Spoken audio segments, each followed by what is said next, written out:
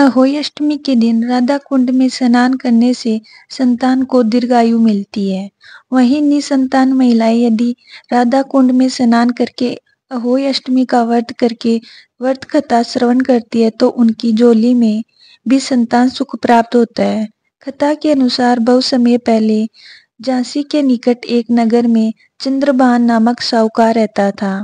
उसकी पत्नी चंद्रिका सर्वगुण संपन्न, सुंदर, सती, साध्वी और चरित्रवान तथा बुद्धिमान महिलाएं थी। उसके कई पुत्र पुत्रियां थी, परंतु वे सभी बचपन में ही परलोक सिधार चुके थे। दोनों पति पत्नी संतान न रहने जाने से बड़ी दुखी और व्याकुल रहते थे। वे दोनों प्रतिदिन मन में सोचा करते कि हमारे मर जाने के बाद हमारे इस अपार धन संपदा को कौन संभालेगा, कौन देखभाल करेगा। फिर एक बार उन दोनों पति पत्नी ने निश्चय किया कि वह वनवास लेकर शेष जीवन प्रभु की भक्ति में बिताएंगे और इस तरह से वे दोनों अपना घर बार छोड़कर वन की ओर चले गए।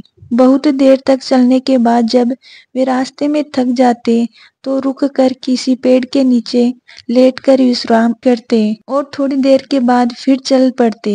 इसी प्रकार चलते चलते धीरे धीरे वे बद्रिका आश्रम के निकट शीतलकुंड जा पहुंचे।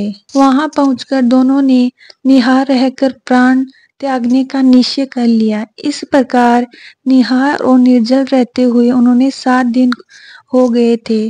तब आकाशवाणी हुई कि तुम दोनों पति पत्नी अपने प्राण मत त्यागो। यह सारा दुख तुम्हारे पूर्व जन्म के पापों के कारण भोगना पड़ रहा है।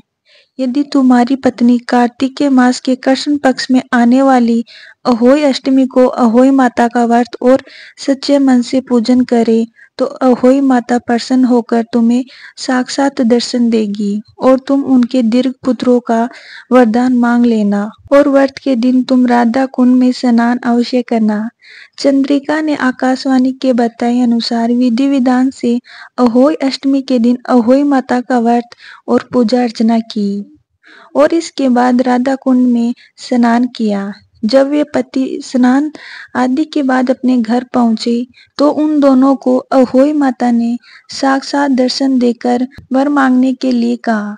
तब उन दोनों पति पत्नी ने हाथ जोड़कर कहा कि माता, हमारे बच्चे अल्पायु में ही परलोक सुधार जाते हैं, कृपया करके आप हमें बच्चे की दीर्घायु का वरदान दे। तब तथास्तु कहकर अहोई माता वहीं अंतर्ध्यान हो गई। कुछ समय के बाद साहूकार दंपति को दीर्घायु पुत्रों की प्राप्ति हुई और वे सुखपूर्वक अपना गृहस्थ जीवन बिताने लगे। इस प्रकार अहोई माता की कृपा से निसंतानों को संतान सुख मिल जाता है और संतान की दीर्घायु का आशीर्वाद प्राप्त होता है।